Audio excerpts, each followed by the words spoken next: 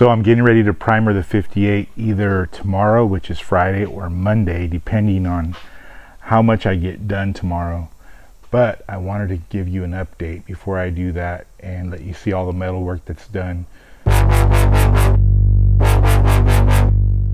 So from about the front of this wheel well right here where my hand's at to the front of the firewall is completely done with the metal work and prepped for epoxy primer.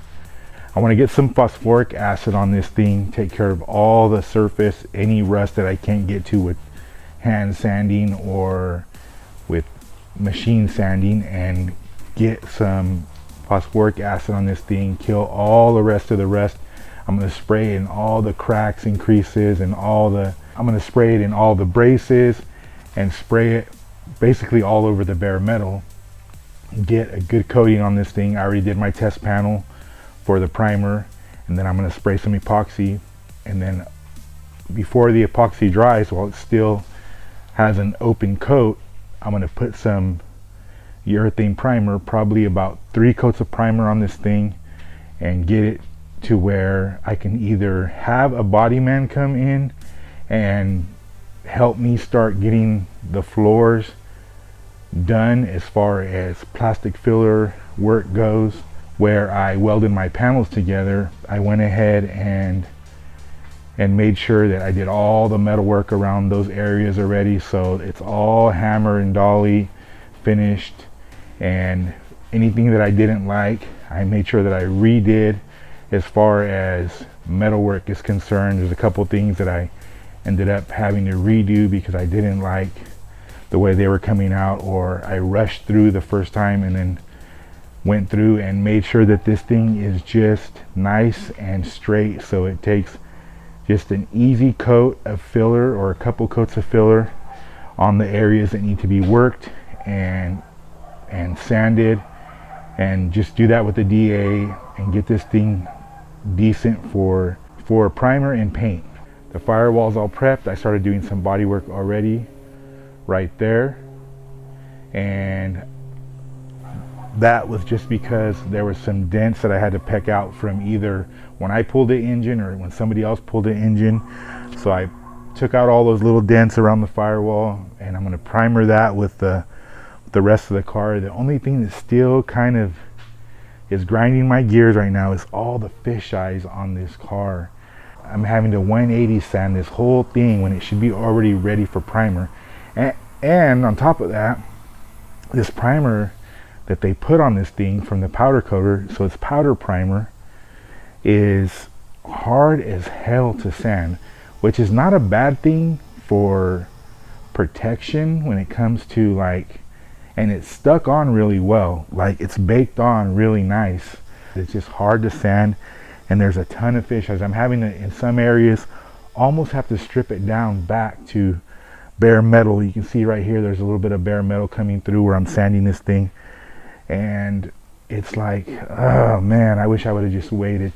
That's why you never second guess your intuition, because I already had a guy, if I would have told the owner of this car, hey, this is a really tedious process, or it's a really important step, we should just wait for the guy to, because my original powder coating company that I went to, the guy that did all their media blasting had a heart attack, so they were out like 2 weeks. So to save time, and I wasn't working, to like, you know, to save me some time, I went ahead and contracted another company to do the powder coat, the stripping and the powder coating of this car. And it just kind of, I've never had a job come back like this where the primer looked this bad. As far as it's sticking really well. It's sticking really well. I can't complain about how it's sticking to the metal, but I'm just finding chunks everywhere. Like they just barely blew this thing off before they powder coated it and baked it, and there's shit all baked in the paint, in the primer, excuse me. There's shit all baked in the primer. Not only that, they left a bunch of media, and they were using like some aluminum oxide. So that stuff, if I don't bury that or like get it out right now, what's gonna happen is basically these cars all get plastic. Everything that you spray on this car is plastic based. It's all polyurethane, it's all acrylic enamel and all this other stuff, right? So that stuff is soft, and if you leave sand in this thing, when I go to sand through a layer and there's still little grains of sand sticking up, that stuff's going to come back because it doesn't sand really easy. So if you break through, so I'm gonna have to try to sand as much as I can out of this thing, and on top of that, make sure that it's all buried and bury all these fish eyes. I could just go and basically like say, oh, screw it, you know, on the fish eyes and just put some filler on there. But I've seen where fish eyes, if they're big enough, come back or suck in a little bit, or I've seen weird stuff happen with fish eyes. I had one before where I did like some putty on it, and then I put it in the oven. This is at a production shop that I worked at, and the little putty popped out of the fish eyes, like came out of the fish eyes, because you know it's hard, you can't sand inside of a fish eye. So what I'm doing is getting it almost all the way back, stripped down, and then I'm gonna bury it with primer, and that's the only thing I can do at this point. You know, I'm getting most of them out, but on these upper surfaces like here, it really is there's a lot of them and they're deep. So man, I wish I would have listened to my inner voice and just told the owner, like I said, hey, this is a really critical step, we should just wait for the guy. I know he does a good job, instead of just rushing it. And this is what we got. We ended up having to wait longer because the guy took forever to do this shitty job and try to charge us double what he said he was going to charge us. So it just turned out to be a bad deal, and we're getting it done. Like, that's all I can say. So what's been done so far? I'm looking at the car right now. All 4 floor pans, front and back. Repairs on the seat pans. I'm gonna flip you around so you can see some of this stuff. So again, all floor pans are done. Rear, front. All the braces are done. I had to hand make those. The one over there in the corner where that vent's at right there is done. I had to make these panels because they were just rotten all through here on both sides. So I made all these to join these 2 floor pans together on both sides. Brand new rear seat risers. That's where your rear seat sits on right there. Those are done. I had to cut all these apart, this B-pillar reinforcement for these convertibles. Had to cut all this and make a window here, a panel, take a panel out, so I can do all back there and back of this for this floor pan, and weld all that back in there, inside of there. Those 2 braces are handmade. They hold the cylinder for the convertible on this right side. That tab right there I had to make. That whole corner of that seat pan on the rear seat, as well as the bracket that holds, I made that right there, the bracket that holds the top of the rear seat, and that little section there where that's welded onto. The corner in there also of the seat pan where that pocket is, it holds that convertible cylinder on that quarter section there that goes to the wheel well, is all re-welded in there. Both sides of the quarter panels on the front part, on the front lowers, and the reinforcements inside are brand new. The rockers inside and outside are brand new on both sides. You can't really see inside there, but I had to rebuild that whole hinge pocket in there, and I cut a window out here. You can see right there where I cut the window, and did a whole repair on the inside, and there was 3 panels in there that were rusted to nothing. So my concern was, if I put this door on later on, is it going to buckle from all the rust that was in there and all the holes? So I had to pull this brace off. This cowl section had to be cut out so I can repair all inside of there. And on top of that, there was a big old dent right here. If you can see, I did all the body work right here on this cowl piece when I took it out. So I took out this whole corner of this cowl pretty much and repaired inside there, because my pocket for where my hinge bracket goes in there, where the hinge bolts on the inside, was all rotted.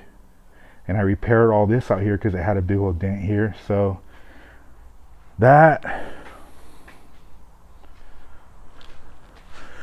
some cracks on the firewall, as well as any cracks I seen on the whole underside of this body, are all repaired and filled. All the cracks are repaired. Any big holes that I didn't like that I could just fill with weld, I did.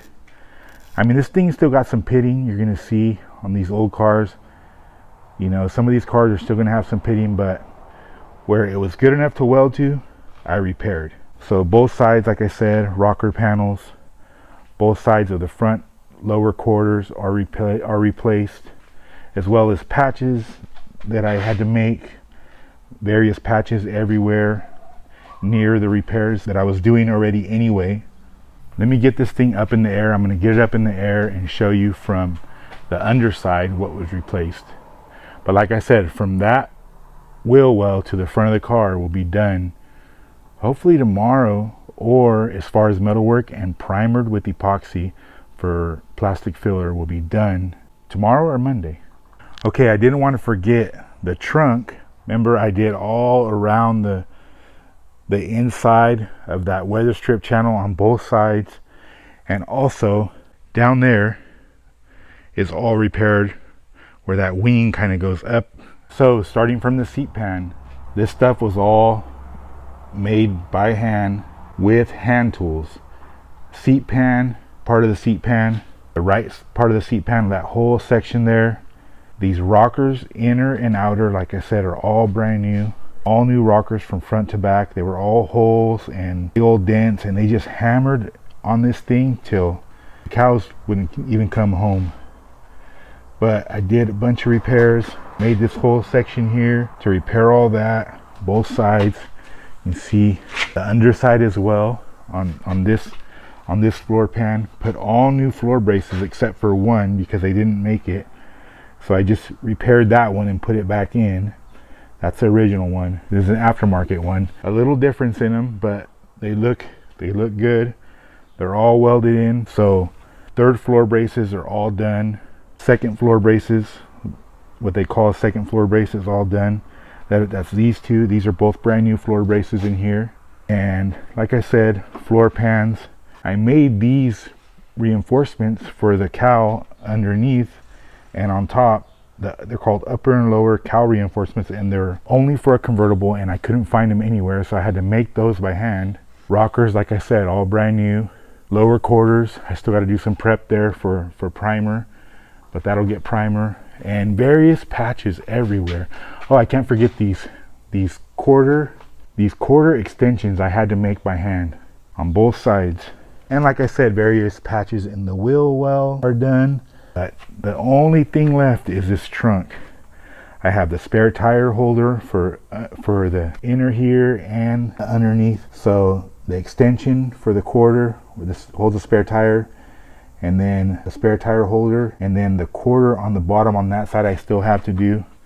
The trunk is out of another car. We don't even know what car this is out of. But all this stuff has to still be repaired. I'm going to go through and fix all that. But that's the only thing left. And obviously we're going to find more stuff when we start digging into the rear of this part. But what I'm finding out is this car was hit from behind and this trunk doesn't fit right. So I'm going to have to do some pulling on this trunk, tie it down. I have some chains in the other shop, and chain this thing to the floor and do some pulling on this thing so that I can get the top of these quarters to come back up.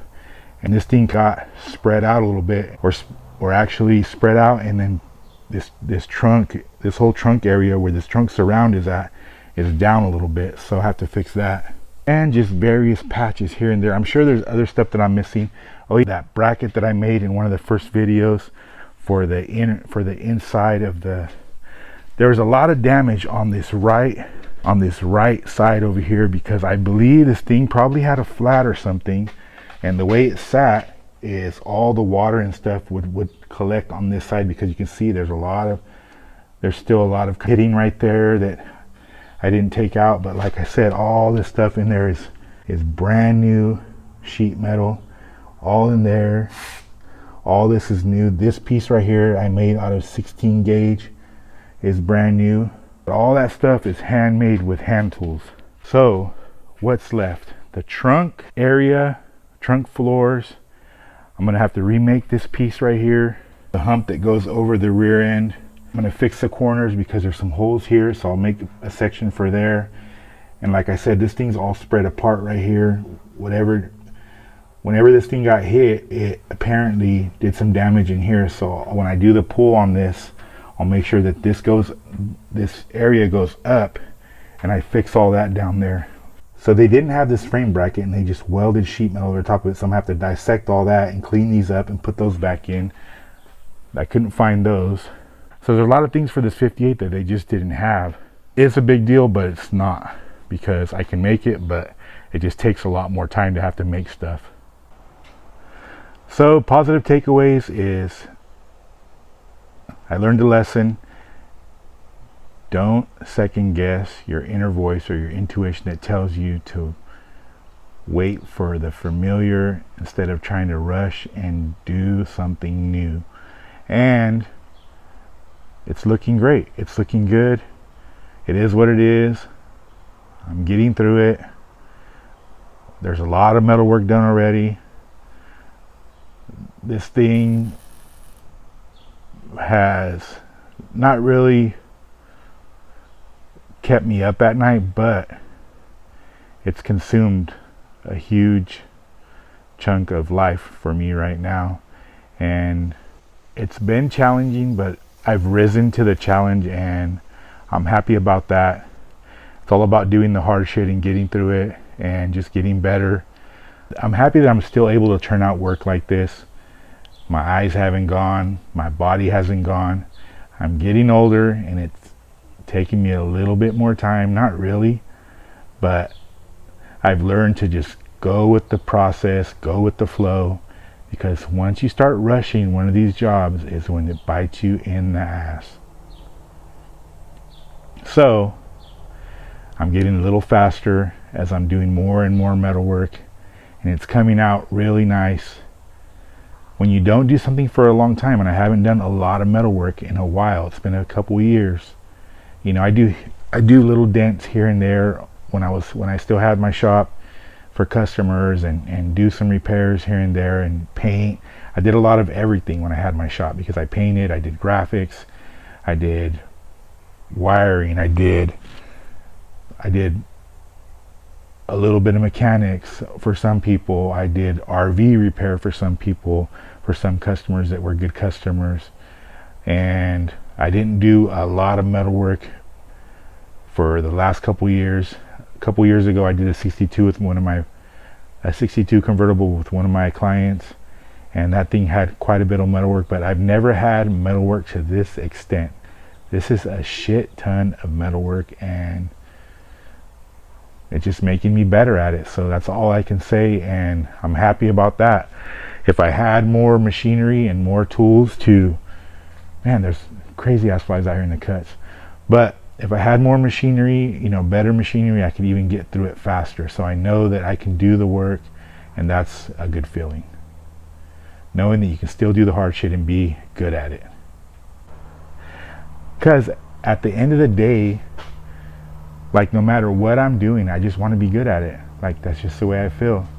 I want to be able to conquer the work that I'm working on, and it's a good feeling to know that, like, there's not a lot of people that are going to be able to do shit like this, and I pride myself in doing it. So what can I say?